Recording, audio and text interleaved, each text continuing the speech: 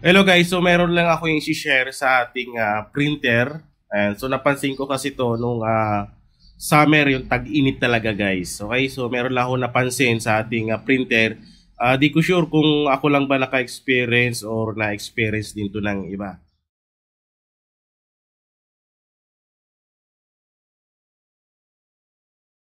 Okay, so ipakita ko muna yung aking printer na ginagamit. So L3210, pigment ink siya. So ito yung gamit kong ink. Ayan, so pigment ink Kuyi. Okay? So ito yung na-issue ngayon or nai-issue na bumabara yung ating magenta. Okay? So hanggang ngayon, ito pa rin yung gamit ko mula nung nilagay ko yan dyan sa aking printer. Yan pa din naman yung gamit ko. Okay, so meron lang ako i-share na experience tungkol dito sa ating printer. Kasi nag-share ako nung nakaraan na napapadalas yung pag-heat clean ko kasi nga putol-putol or guhit-guhit yung ating mga piniprint. Okay, so meron palang dahilan yon. Okay, so share natin mamaya yan. So meron din ako ditong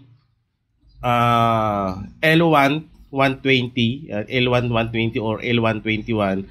So ang gamit ko naman dito ay sublimation ink Kuyi. So wag kayong magkakamali, magsalin mamaya ay masalin nyo dun sa pigment printer nyo. So pares kasi sila ng nalagyanan, pero yung ating sublimation ganito yung itsura niya. Ayan.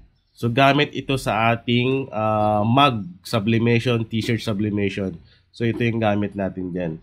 Ito naman sa mga documents natin, sa photo printing at sa mga sticker natin. Okay?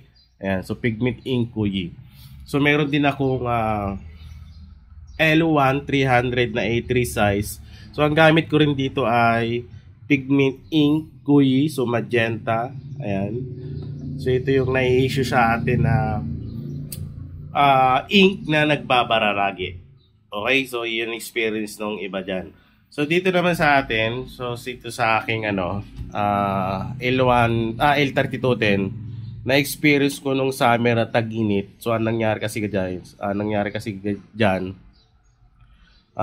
nung mga hindi pa tag-init talaga, malimit lang ako mag head clean. Siguro sa isang linggo, 2 beses lang. Nag-head clean lang ako pag mayroon akong print or photocopy or Xerox na guhit-guhit. So ibig sabihin kailangan mo mag-head clean din. So hindi ako nag-head clean every day. Ayan. So minsan lang. So nag-head clean ako madalas nung nag-summer kasi sobrang init. Siguro ang nangyari, yung ink natin ay naapektuhan. Kung baka sa sobrang init, natutuyot siguro.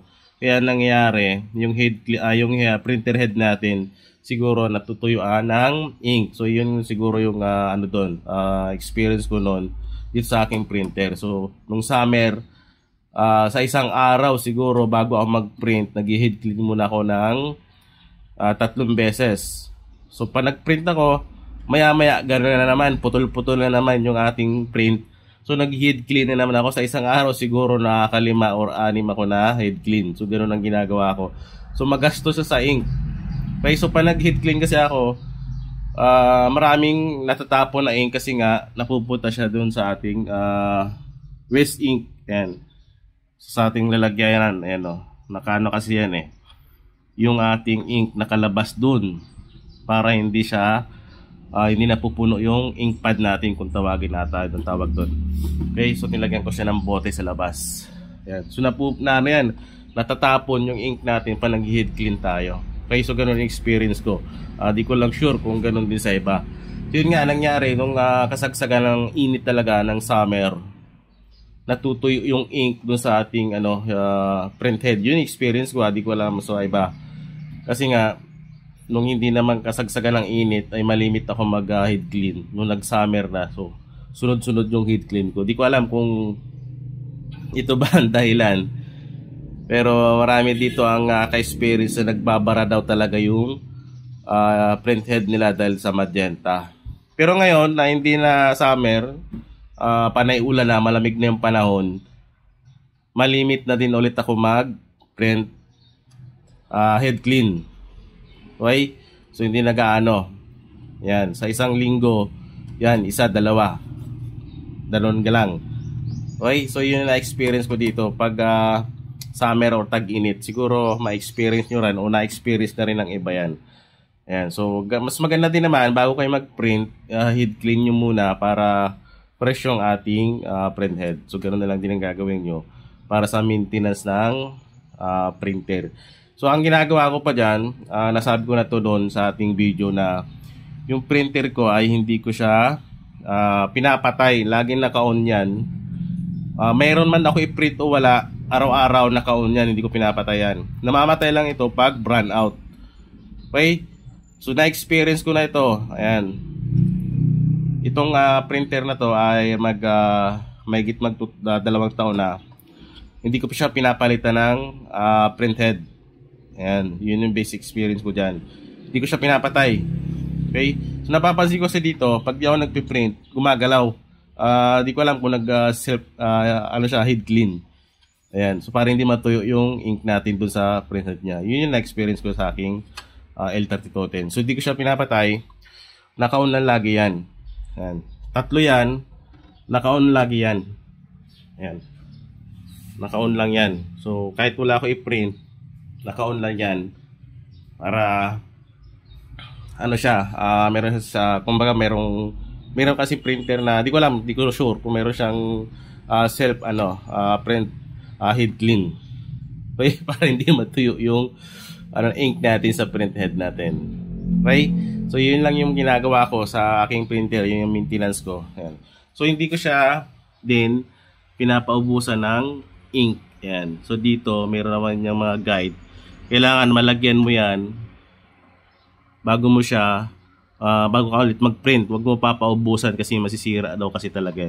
So ginagawa ko bago umabot dyan sa line na yan, pinasalinan ko na din. So ginagawa ko rin, hindi ko rin gaano pinupuno, hanggang line lang din para sigurado, para hindi siya matuk. Right? So yun lang aking experience dito sa aking printer nung summer. Yan. Hindi ko alam kung na-experience din ng event. Yung iba kasi nagpalit na talaga ng ink dahil nga dito sa Banjenta. Dahil nagbabara nga daw. Yan. Okay? So ating printer. So pag meron kayong tanong, comment lang para ma-share natin yung mga experience natin sa ating printer para magtagal. Okay? Ayan. Pigment ink Kuyi, sublimation Kuyi. At yung pigment ink Kuyi natin na para sa ating A3.